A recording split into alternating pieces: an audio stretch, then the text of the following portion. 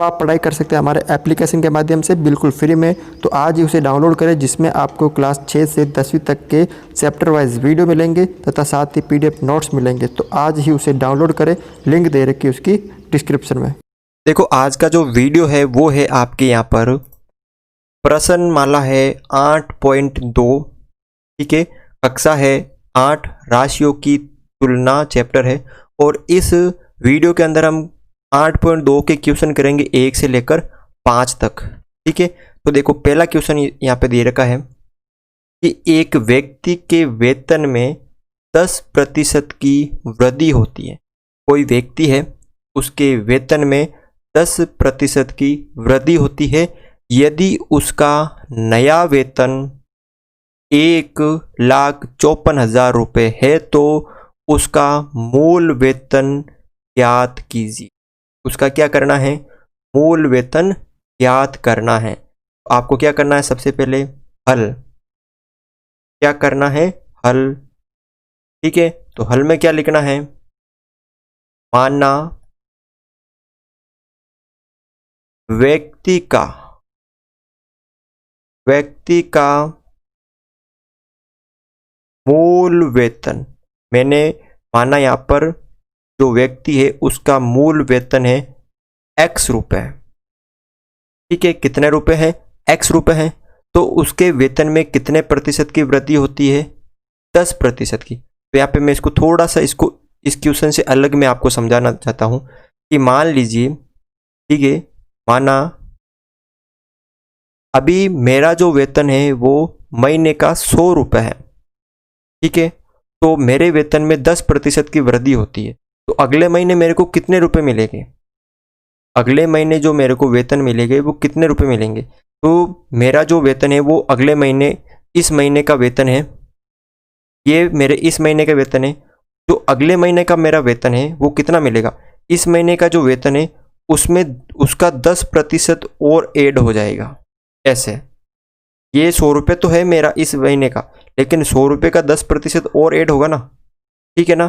तो यानी जो मेरा पुराना वेतन है, ठीक है, तो उसका आप 10% निकाल लो और वो किसके बराबर होगा? नया वेतन के बराबर होगा। तो यहाँ पर मूल वेतन कितना हो गया? X रुपये हो गया। तो अब प्रश्न अनुसार क्या हो गया? यहाँ पे प्रश्न अनुसार, यहाँ पे थोड़ा सा समझ लो आप।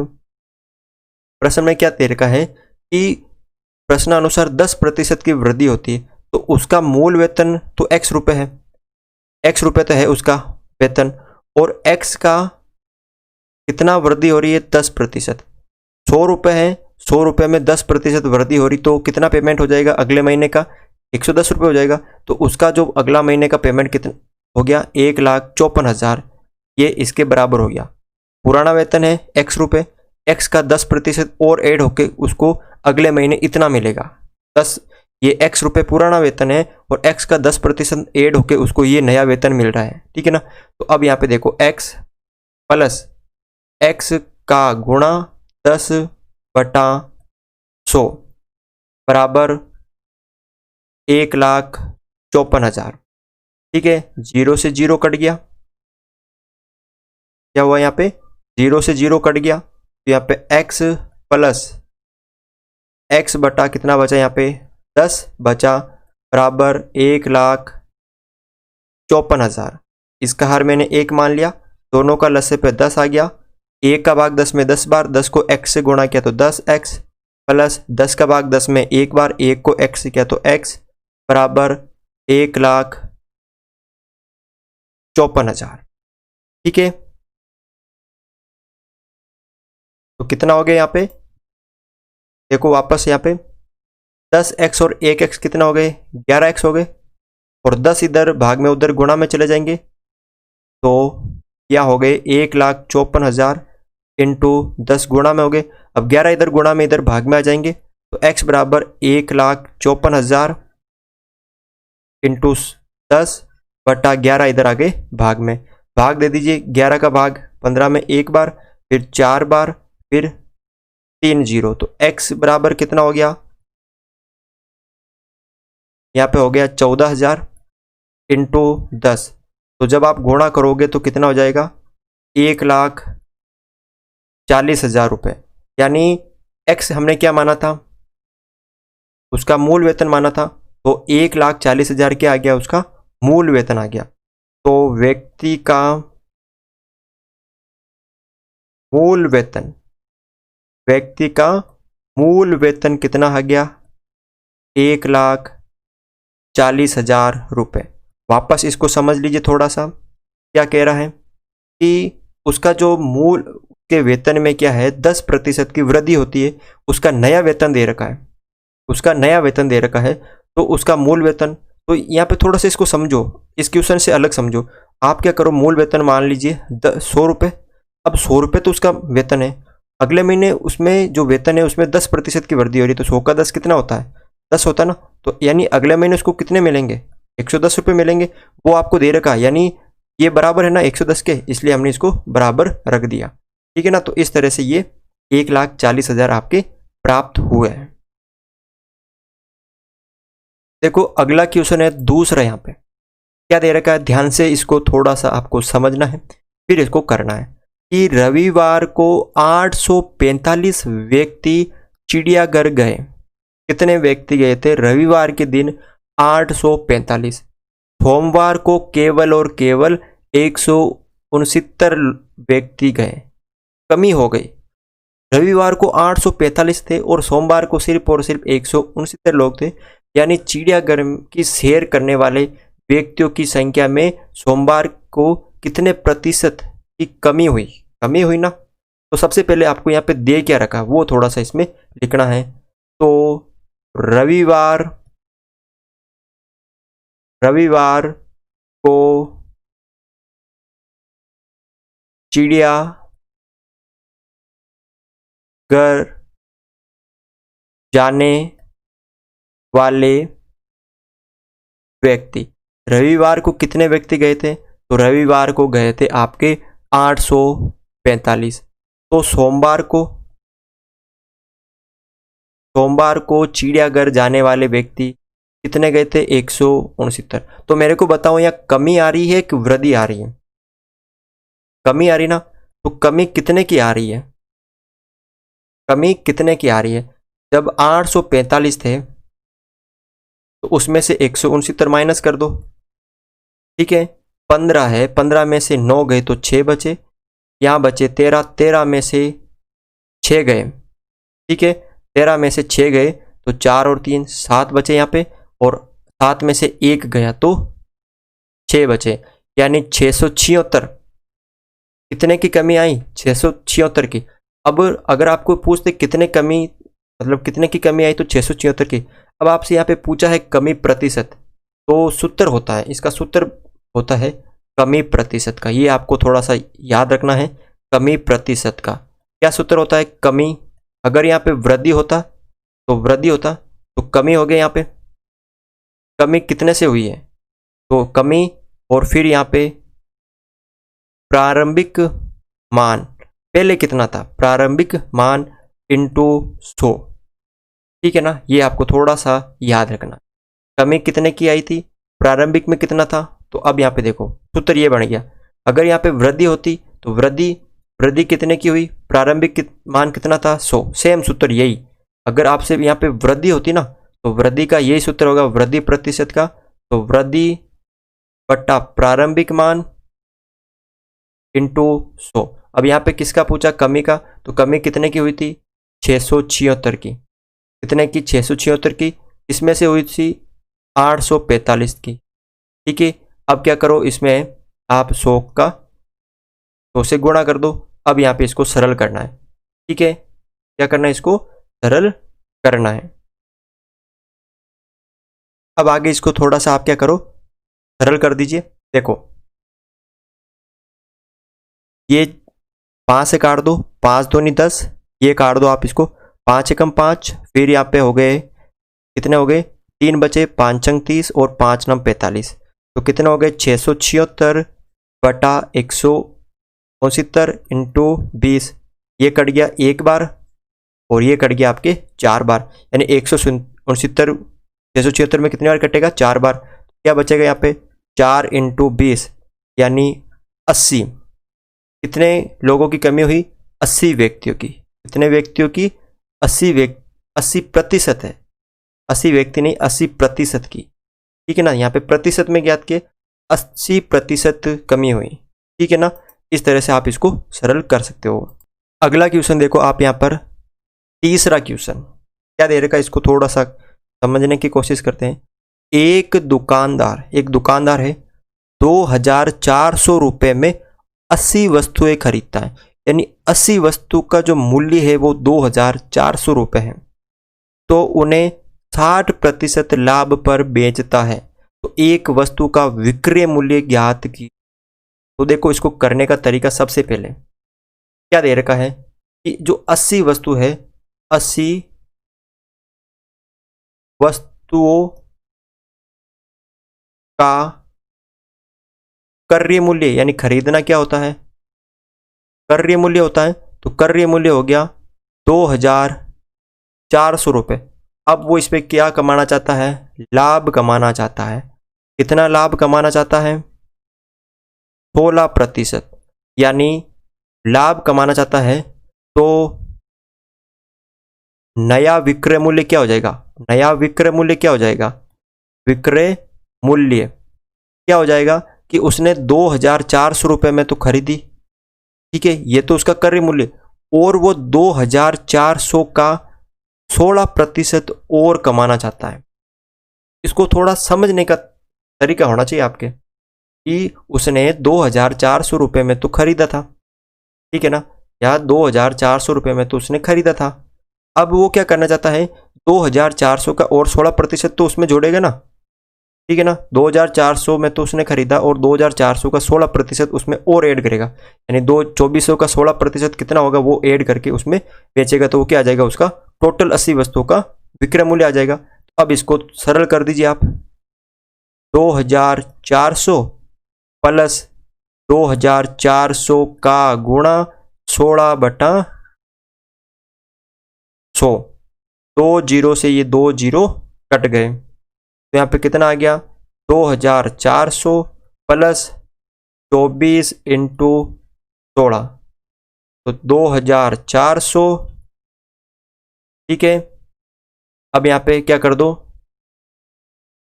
गुणा कर दो, 16 चौक 64, असल के 6, 16 32, 32 और ये हो गए 38। अब इनको जोड़ दीजिए, 2400 2500 2600 2700, कितना हो गया यहाँ पे 84, यानी 80 वस्तुओं का विक्रय मूल्य। अब वो कितने में बेचेगा, 2400 रुपये में खरीदा और 2400 का 16% लाभ पे वो 2784 रुपये में उसको बेचेगा। तो यहाँ पे आपसे क्या पूछा है कि एक वस्तु का मूल्य ज्ञात करो। ये जो 2700 रुपये है, 2784, वो पूरे 80 वस्तु का है, तो एक वस्तु का विक्रय मूल्य निकालना ना, एक वस्तु का विक्रय मूल्य, तो आप क्या करो, इस 2784 में क्या दे दो, आप 80 का भाग लगा दो, क्या लगा दो, 80 का भाग लगा दो, तो कितना आ जाएगा। अब इसमें आपको क्या करना है, भाग लगाना है, तो आ जाएगा आपके 34.80 रुपये। ये एक वस्तु का क्या आ जाएगा, आपके विक्रय मूल्य आ जाएगा। चौथा क्वेश्चन देखो आप यहाँ पर क्या दे रखा है, चौथा क्वेश्चन यहाँ पे कि एक वस्तु का जो मूल्य दे रखा है 15,500 रुपये, वो था, एक वस्तु का मूल्य 15,500 रुपये था, 450 रुपये इसकी मरम्मत पर खर्च किए। यदि उसे 15% लाभ पर बेचा जाता है तो उसका विक्रय मूल्य ज्ञात कीजिए। तो पहले देखो क्या करना, सबसे पहले क्या दे रखा है, वस्तु का मूल्य कितना हो गया, यहाँ पे वस्तु का मूल्य हो गया 15,500 रुपये हो गया, और उसकी मरम्मत का कितना हो गया, मरम्मत का हो गया उसके 450 रुपये, ठीक है। तो टोटल कितना हो गया उसका 550 रुपये, तो वस्तु का मूल्य था 450 रुपये, मरम्मत का था, तो टोटल हो गया यहाँ पे 15,950 रुपये। अब वस्तु का ये क्या हो गया, उसके लिए तो क्रय मूल्य होगा ना, तो वस्तु का क्रय मूल्य क्या हो गया 15,950। अब वो क्या करना चाहता है, लाभ कमाना चाहता है। लाभ कितना, 15%। लाभ कमाने के लिए वो क्या करेगा, जो क्रय मूल्य होता है उसके अंदर उसका 15% ऐड करेगा, और अगर उसको हानि होती तो वो घटाता। अब यहाँ पे का विक्रय मूल्य ज्ञात होगा, क्या होगा, तो यहाँ पे लिख दीजिए वस्तु का विक्रय मूल्य। अब वस्तु का विक्रय मूल्य कैसे ज्ञात करेंगे, देखो उसने वस्तु कितने रुपए में खरीदी, यानी उसकी जेब से कितने रुपए खर्च हुए, 15,950 रुपये खर्च हुए ना। ये तो 15,500 की तो वस्तु आ गई थी, 450 रुपये उसकी मरम्मत के। अब वो क्या करना चाहता है, 15,950 जो रुपये हैं, 15,950 जो रुपये हैं उसका यानी का 15% लाभ कमाना चाहता है। ये 15,950 तो है वो, और 15,950 का लाभ कितना कमाना चाहता है वो 15%, तो ये इसका 15% आ गया ये। तो अब यहाँ पे देखो ध्यान से देखना, 15,950 प्लस 15,950 का 15% निकालना पड़ेगा पहले आपको, ठीक है। अब यहाँ पे ध्यान से देखना, ये 0 से 0 कट गया, ठीक है। अब देखो 15,950 प्लस, अब आप क्या कर दो, इसको गुणा कर दो, 15 को 5 से किया तो 15×5 75, कितना हो गया 75 हो गया, यहाँ 7 हो गए 135, और 7 कितना हो गए 142 हो गए, तो 42 के 2 142 के 2 हासिल के 14, 15×5 75, 75 और 14 कितना हो गए यहाँ पे 85 और 4 89 का 9 हासिल का 8, 15 और 8 कितने हो गए यहाँ पे 23 हो गए। बटा नीचे कितने हैं 10 है, कितने बटा में 10 है। अब यहाँ पे देखो आपको क्या करना है कि इसका हर कितना आ गया, यहाँ पे इसका हर जो है वो कितना आ गया 1 आ गया, ठीक है। अब दोनों का जो लसप लेना है कितना हो गया 10 हो गया, 1 का भाग 10 में 10 बार, 10 को इससे गुणा किया तो ये 15,950 तो पहले से थे, इसके पीछे एक और 0 लग गया क्योंकि गुणा किया, प्लस 10 का भाग 10 में एक बार, 1 को ऊपर वाली संख्या से गुणा किया तो कोई फर्क नहीं पड़ेगा। अब क्या है, ऊपर वाली दोनों संख्या को आप जोड़ दीजिए, यानी क्या क्या संख्या है 1,59,500 और 23,925, जोड़ दीजिए 5 2 14 1 13 1 5 6 7 8 और 1, तो कितना आ गया यहाँ पे 18 34 25, और इसके अंदर 10 का भाग दे दीजिए, 1 0 तो ऊपर एक संख्या के बाद क्या लग जाएगा पॉइंट लग जाएगा, यानी 5 से पहले पॉइंट लग जाएगा, तो ये है 18,342.5 या 50 रुपये। अब वो कितने रुपए में उसको बेचेगा, वस्तु को 18,342 रुपये में बेचेगा 15% लाभ कमाने के लिए, ठीक है ना। तो इस तरह से आप इसको सरल कर सकते हो। क्वेश्चन नंबर 5 देखो आप यहाँ पर क्या दे रखा है, इसको ध्यान से समझना आपको। ये इस क्वेश्चन को दे रखा है कि एक VCR और एक टीवी में से प्रत्येक को 8,000 रुपये में खरीदा गया, यानी VCR को भी 8,000 रुपये में खरीदा गया और टीवी को भी 8,000 रुपये में खरीदा गया, ठीक है। दुकानदार को VCR पर तो 4% की हानि हुई और टीवी पर 8% का लाभ हुआ, तो इस पूरे लेन देन में उसे लाभ अथवा हानि हुई तो हानि प्रतिशत और लाभ हुआ तो लाभ प्रतिशत ज्ञात करो। तो ये पता चलेगा कब, कि जब हम ज्ञात करेंगे कि विक्रय मूल्य ज़्यादा है या क्रय मूल्य। तो सबसे पहले देखो आपको दे क्या रखा है कि हल में आपको क्या दे रखा है, दे रखा है कि VCR का क्रय मूल्य। अब VCR का क्रय मूल्य कितने रुपए में खरीदा उसको 8,000 रुपये में, और क्या दे रखा आपको टीवी का क्रय मूल्य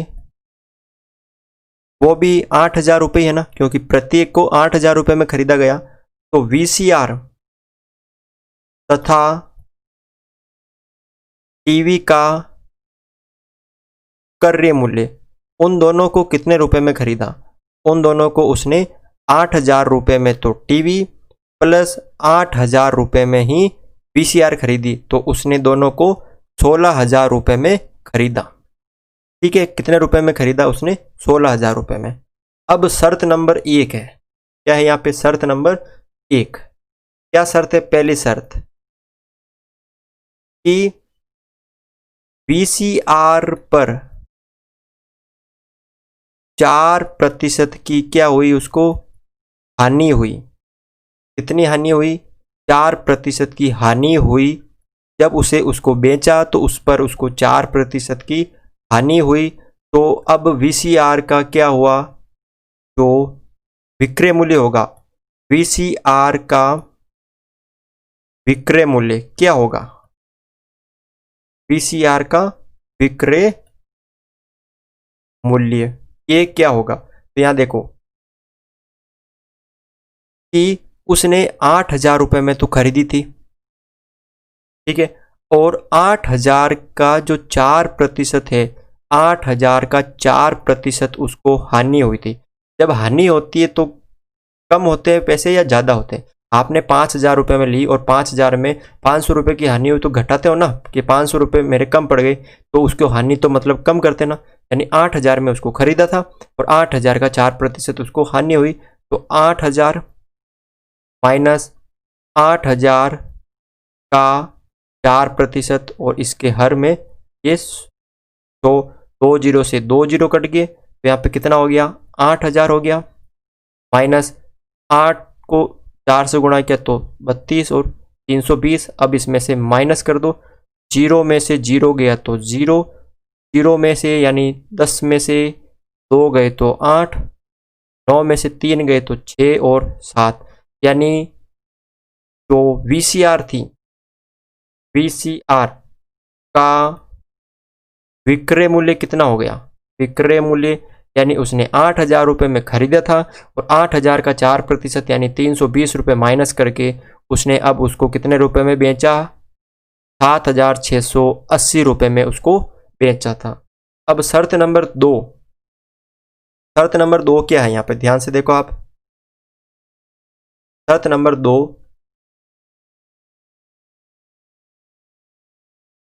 ध्यान से देखना, शर्त नंबर 2 क्या है? 2 है कि टीवी पर क्या हुई? उसको 8% का लाभ हुआ। टीवी पर उसको 8% का लाभ हुआ। अब मुझे बताओ कि वो पैसे ऐड करेगा या उसमें से घटाएगा? तो टीवी का विक्रय मूल्य कितना हो जाएगा? टीवी का विक्रय मूल्य कितना हो जाएगा? यानी 8,000 रुपये में तो उसने खरीदी थी और 8,000 का उसको कितना प्रतिशत लाभ हुआ? 8%। तो लाभ होता तो उसमें और ऐड करता, यानी उसके पास और ज़्यादा पैसा है जितने में खरीदी थी। तो 8,000 में उसने खरीदा था प्लस 8,000 का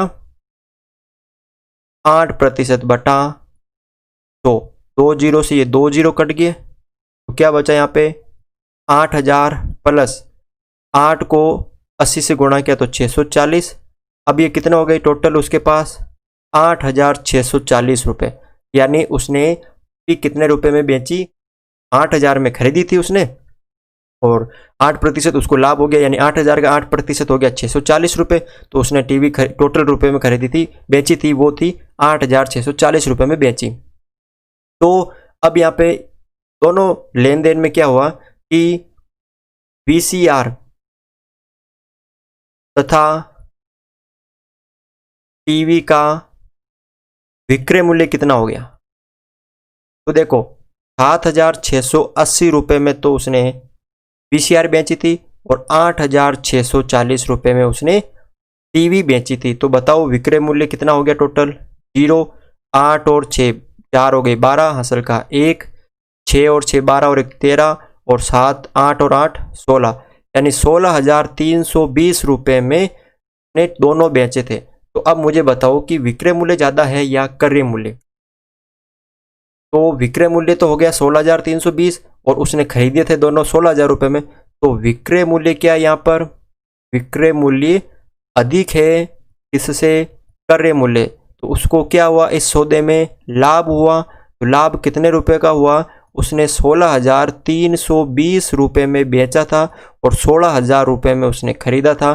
तो उसको 320 रुपये का लाभ हुआ। अगर उसको लाभ हुआ तो उसको क्या ज्ञात करना पड़ेगा, लाभ प्रतिशत निकालना पड़ेगा। तो लाभ प्रतिशत का क्या सूत्र होता है, लाभ बटा क्रय मूल्य इंटू 100। तो लाभ उसको कितने रुपए का हुआ था, 320 रुपये का, बटा क्रय मूल्य कितना था, 16,000 रुपये इंटू 100। ये सूत्र आपको याद होगा, 10 से 10, ये 10 से 10, ये वापस 10 से 10। तो कितना बचा, 32/16, यानी 2% का क्या हुआ, उसको इस सौदे में लाभ हुआ। तो इतना आपको काम करना पड़ेगा, पहले दोनों का क्रय मूल्य, फिर एक एक का विक्रय मूल्य, फिर दोनों का विक्रय मूल्य जोड़ के हमें पता है विक्रय मूल्य ज़्यादा है तो इस सौदे में उसको लाभ हुआ। तो टोटल कितने प्रतिशत का लाभ हुआ इस सौदे में उसको, इस सौदे में उसको 2% का लाभ हुआ। तो आज के वीडियो में बस इतना ही था। अगर आपको वीडियो अच्छा लगा तो इस वीडियो को लाइक ज़रूर करें, चैनल पर नए हो तो चैनल को सब्सक्राइब भी ज़रूर करें।